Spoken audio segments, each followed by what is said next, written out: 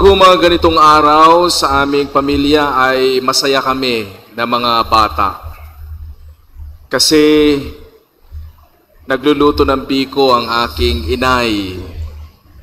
Ngayon uso ang biko, no? Kapag araw ng mga patay. At ang sarap nung, alam mo yung pinapakuluan niya yung gata, tapos magiging latik. Yan ang ilalagay sa ibabaw ng biko. Nag-aagawan kami mga kakapatid. So it's a kind of a celebration every time that we come to this day, November 2, because we remember our lolo and lolas, and also my little brother who died when he was just young. So it's a moment of coming together.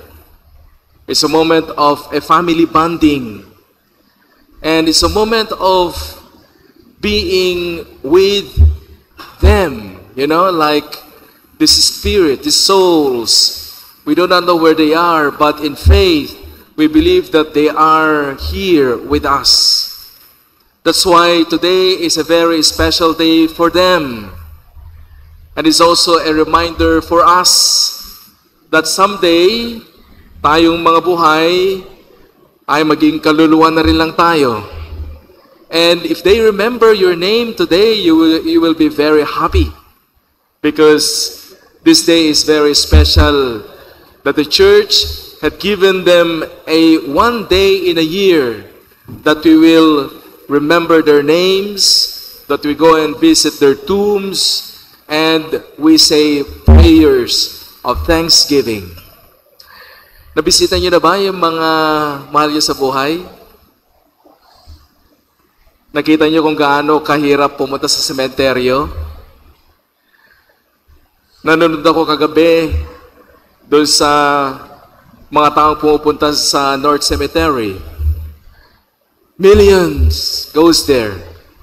Starting, siguro last week, meron na nagpunta doon sa mga ayon na makisabay sa napakadaming tao.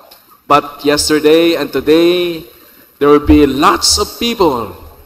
At magtataka ka, bakit sila pumupunta? No? Bakit sila pumupunta doon? Eh, patay na sila. Kumbaga, they don't give us anything. They're already dead. Why do we still go and visit them? You know, this is the mystery of love. Because love doesn't end in death. Love continues to live even after death because that is the one that unites us between here and there. Ang pag-ibig ang nagbubuklod sa ating lahat. Kaya kapag mahal mo ang iyong nawala dito sa mundo, magsasakripisyo ka. You will go and visit them despite of the rain, the heat, and the people. Makapagsindi ka lang ng candle and you will say a little prayer for them. You know, this is the one that connects us, is love. So this celebration today is the celebration of love on earth and in heaven and in between. Because today the church is saying that those who are already worthy to enter heaven, they are already there with Jesus and all the saints praying for us. No? So we can ask for their prayers. We can ask them to help us, especially in times of needs. And there are also souls who are not yet there, who are still waiting for a complete purification. That's why they are in purgatory. They want to be in the purgatory kasi they know that they're not worthy yet to enter the kingdom of God. So they're waiting. That's why we pray for them. So yung mga kaluluwa na nasa langit na, they are praying for us. And the souls in purgatory, we pray for them. Our prayers can reach them despite that they are in another dimension because of that spirit that binds us. It's a spirit that binds also the Holy Trinity, and we call that the Holy Spirit. So we can talk to them. We can We can have relationship with them. Pwede tayong magdasal. Pwede tayong makipag-usap. Kaya nga, when you pray to Saint Benedict, when you pray to Padre Pio, when you pray to Mother Mary, you talk to them just like a friend because they can hear us. No, they can hear us. Despite that we cannot hear them, the reason that we cannot hear the saints and the holy ones in heaven is because of our sins. Our senses is being blocked by our sins. That's why it's hard for us to hear them. But they're constantly in communion with us, just like our Father in heaven. That's why in the readings today, we can hear, my brothers and sisters, from the Book of Wisdom. It says here that those who experience suffering, being chastised a little, they are worthy to enter the kingdom of God. And who are they? Sino itong mga ito? Itong mga makakapasok sa kaharian ng Diyos, yung dito sa lupa pa lang ay nakaranas na sila ng mga paghihirap at itinaas nila ito sa Panginoon.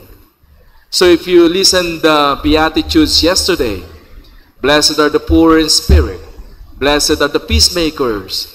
So makikita natin, those are all forms of suffering. Kasi if you're a peacemaker, it's hard to make peace with one another. Kapag ikaw ay merciful, it's hard. Kasi ang hirap maging mangunawa ng tao. If pero ang sabi doon is, they will receive the kingdom of God if they suffered that for the sake of the name of Jesus. So it's not only suffering for no reason at all. We suffer for our faith. That's why we have so many saints in heaven, because they suffered for their faith and love for God. So, ito ay araw ng mga kaluluwa. Anong ibig sabihin ng kaluluwa? What is a soul?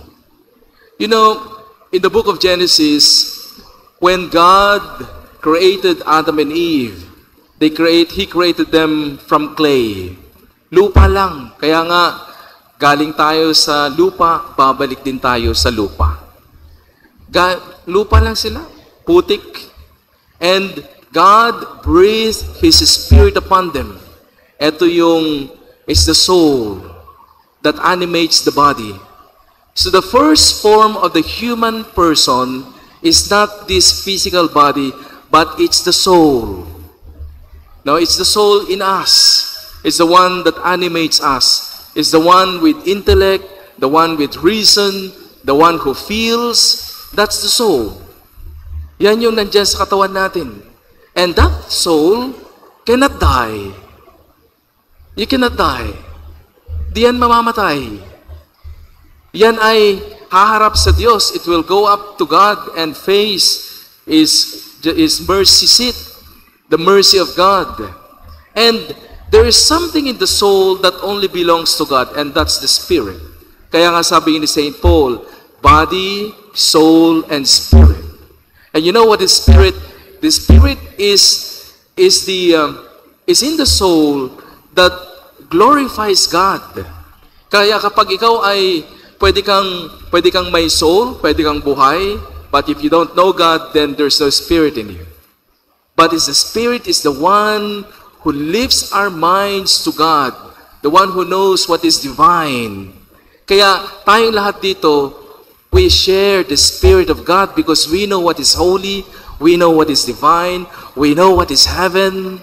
That's why we have those three things in us, the body, the mind, and the spirit. And the spirit and the soul will go up to God. It's a spirit that brings the soul to God. And the soul, when it's in communion with God, it fulfills its desire. Its desire is complete desire. Kasi mapapansin ninyo, bakit ang dami kong gusto dito sa mundo? Pero kapag nakuha ko na, hindi naman everlasting yung joy. Sinong may gusto ng iPhone 17? No? Daming may gusto ng iPhone 17. Pero pag nakuha mo na at merong iPhone 18, ay, gusto ko ulit yung 18. There's no contentment when it comes to the soul, because our soul belongs to heaven. It doesn't belong in this world. Kaya makikita natin na the only fulfillment of the soul is when it unites completely and fully with the divine. Kaya lagi nating hinahanap, bakit na what I want is peace. What I want is serenity. Gusto ko lang, Father, ay kapayapaan. Di ba lagi yun ang dinadasal natin? Gusto lang kapayapaan. Because yan ang gustong-gusto ng ating kaluluwa. And matatamo lamang niya yan when He's completely with God Himself. No? And that's our prayer today. That as we celebrate the day for the souls is for our loved ones and for those who are in purgatory will eventually go back to their home with the Father in heaven. Kaya nga, meron po akong minisahan last week at sabi nung apo niya na nagbantay sa kanya ng 3 buwan sa ospital, sabi niya, Father, I just want to have peace in my heart. Can I ask you a question? Sabi ko, sige, ano yun? Is my lola finally happy? Kasi she suffered a lot. She was in the hospital for 3 months and I was with her for that 3 months. Now that she's already gone, I just wanted to know whether is she happy. And I said to her, one thing is we have to believe in the words of Jesus. That those who believe in the Son of God, those who receive His body and blood, those who profess that Jesus is Lord, will receive eternal life. So tinanong ko, ang lola mo ba ay nagsimba nung siya'y buhay pa? Oo, Father. Does she believes in Jesus Christ? Yes, Father. Does she believe that Jesus is the Lord? Yes, Father. Sabi ko sa kanya, ang masasabi ko lang, in hope, we pray that she is already super happy in heaven. Yun lang yung answer namin. And makita mo sa kanyang mukha, it changes, it radiates. Nagbago yung kanyang mukha na sobrang lungkot, di niya alam kung anong sasabihin at nararamdaman. When I told her that in faith, we believe that she is already in heaven, nagbago ang kanyang yung kanyang disposition sa kanyang sarili. So that's our Christian hope, especially that we are celebrating the year of hope, my brothers and sisters, na tayo, despite of our sinfulness and the sinfulness of the one who's gone before us, we believe that the mercy of God, no? Yung mercy ng Panginoon, yun lamang yung ating panghahawakan. Kasi nakakatakot pong pumunta sa impyerno. Kung gusto niyo pong makita ng konti yung anong itsura ng impyerno, basahin ninyo yung sinurat ni Santa Faustina sa kanyang diary. Because God has granted her the permission to go to hell. At nakita niya kung ano ang nangyayari doon. At sabi niya is, I pray that no one will come to this place. That there's no soul will come into this torment place. Kaya nga, in the gospel, di ba, narinig natin, sinabi ni Jesus, what is the will of the one who sent Him? God, the Father, and sabi niya, is para walang mawala, no? That no one will lost, that everyone will be raised from the dead on the last day. Yan ang mission ni Jesus sa mundo, kaya nga, meron tayong divine mercy. Ang mission ni Jesus sa atin sa mundo is that all souls will go back to heaven. Yun lang ang kanyang gusto mangyari. That no soul will go to hell. That's why He is always reminding us every moment that we have to change life. We need to ask forgiveness. We need to ask for strength, and we need to do good, no? So that we can go to heaven. Jesus cannot do that on His own. Kailangan natin to cooperate sa kanyang grasya so that we can go to heaven just like the saints. So my brothers and sisters, in this day of love and hope, with all our departed brothers and sisters, let's also raise our hearts, who is also filled in hope, that if it's possible that there are saints in heaven, tayo din, pwede rin tayo maging santo sa heaven.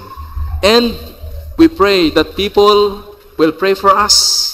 Pag tayo naman ang namatay at siguro nasa purgatorio tayo, that they will remember us today. Kasi in 50 years time, kalahati na dito, wala na. No? Kalahati na dito sa ating misa, wala na. Maaring ng pangalan natin ay nandito na sa box na ito. And we pray that they will remember us every November 2 because of their love for us. Kaya, huwag po kayong mapagod magmahal sa inyong mga mahal sa buhay. Para na sa ganon, lagi nila kayong ipagdadasal pag wala na tayo sa mundong ibabaw. Amen.